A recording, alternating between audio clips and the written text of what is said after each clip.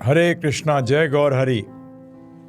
तो आज हम आपके बीच में आ रहे हैं वो दुखद घटना जो हुई 12 जून 2025 को, जिसमें कि एक हवाई जहाज का एयरक्राफ्ट का क्रैश हुआ अहमदाबाद में। जो परिवारजन हैं, दुख हो रहा है होगा उनको, लाजमी है, क्योंकि उन्होंने खोया है किसी को, तो दुख होना लाजमी है। हमारे शास्त्र बोलते हैं दुखी हो परंतु विलाप मत करना। विलाप का मतलब बहुत ज़्यादा रोना और ये सब, ये मत करिएगा।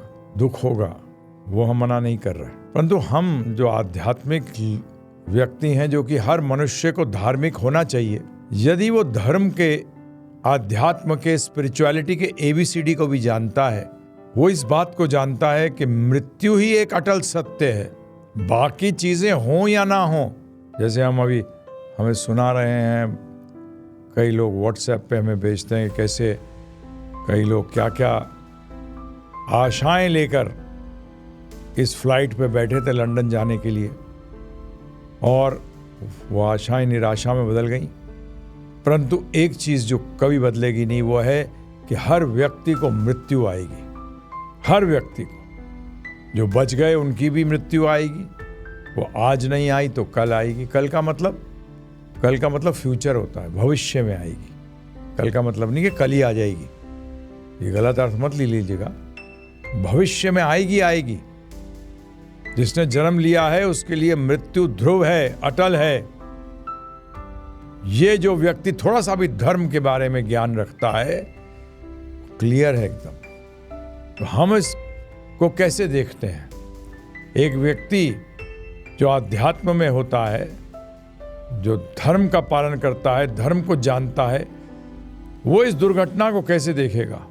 हम इस दुर्घटना को देख रहे हैं कि जो धर्म का पालन कर रहे थे, अर्थात जो इस बात को जानते थे कि उनको ये मनुष्य शरीर प्राप्त हुआ है, उनको ये पहनावा प्राप्त हुआ है, और वो आत्मा है, शरीर नहीं है, और आत्मा का कभी विनाश नहीं होता, आत्मा कभी मरती नहीं है, परंतु ये मनुष्य शरीर इसलिए प्राप्त हुआ है कि हम इससे भगवत प्राप्ति कर सकें और अपने घर वापस वैकुंठ जा सकें।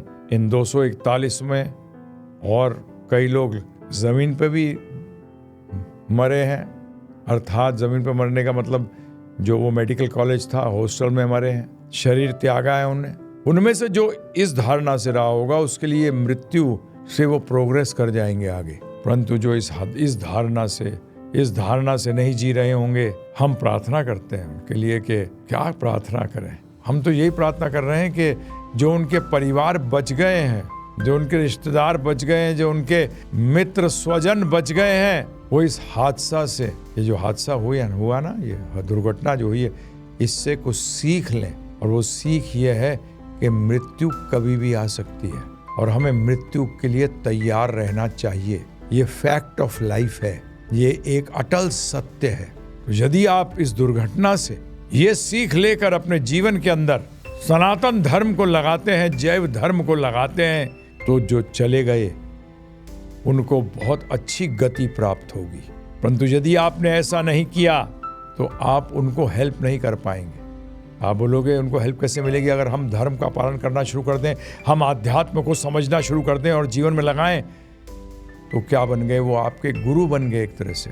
उनके कारण आपका जीवन सुधर गया, आपके जन्म जन्मांतर सुधर गए, तो उनको भी लाभ मिलेगा। हाँ, शास्त्र कहते हैं इस बात को। तो अगर उनकी ये हादसा हुआ, ये दुर्घटना हुई है, इससे सिर्फ उनके रिश्तेदार और स्वजनों से नहीं, हर व्यक्ति से, हर मनुष्य से हम कह रहे हैं कि इस दुर्घटना से सीखें कि मृत्यु किसी पल भी आ सकती है।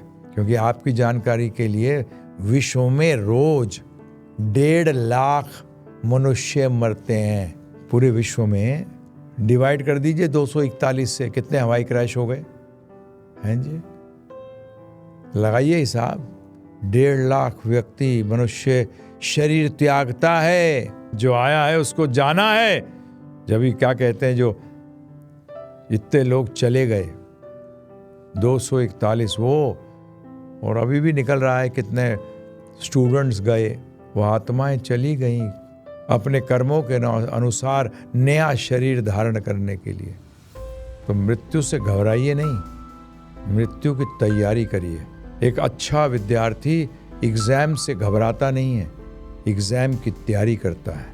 और ये मृत्यु जो है ये इम्तिहान है, और ऐसे हादसे हमें झंझोड़ देते हैं कि देख समझ और समझो। और एक आज तो अलग ही बात कई लोग कर रहे हैं कि भगवत गीता बच गई जली नहीं। अगर जल भी जाती तो क्या ज्ञान खत्म हो जाता उसके अंदर का है? ज्ञान तो था, है और रहेगा। अगर जिस व्यक्ति के ये भगवत गीता थी, जिसके पास, और जो इसको पढ़ता था और इसको लागू करने की कोशिश करता था, वो तो उसके लिए तो ये मृत्यु भी बड़ी श्रेष्ठ हो गई। उसके लिए तो ये मृत्यु भी श्रेष्ठ हो गई। परंतु जो नहीं पढ़ता, जो नहीं जानता, उसके लिए आप लोग करिए कुछ।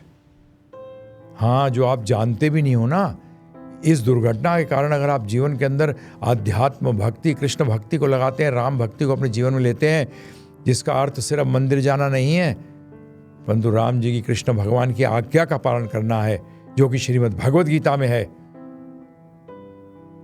इन सबको लाभ मिलेगा। रिश्तेदारी नहीं होने पर भी, समझ गए आप? तो चलिए सब मिलकर अपना और सबका भला करें। भगवत गीता का ज्ञान लीजिए। बोले कहाँ मिलेगा? किताब पढ़ने से नहीं आएगा, हमारे शास्त्रों में स्पष्ट लिखा है। शिक्षक के पास जाना पड़ेगा, टीचर के पास जाना पड़ेगा, गुरु के पास जाना पड़ेगा। तो हमने आपके लिए एक कोर्स बनाया है जिसमें कि आप भगवत गीता को समझ सकें, और समझ के बाद आप पढ़िए, देखिए, जीवन में लगाइए और निश्चिंत हो जाइए। सब टेंशन परे हो जाएगी, खत्म हो जाएगी। मृत्यु एक स्टेपिंग स्टोन बनेगी, ना कि दी एंड। एंड नहीं होता मृत्यु पे, नहीं होता। मृत्यु इस योनि स्पीसीज का एंड हुआ है, आपका नहीं।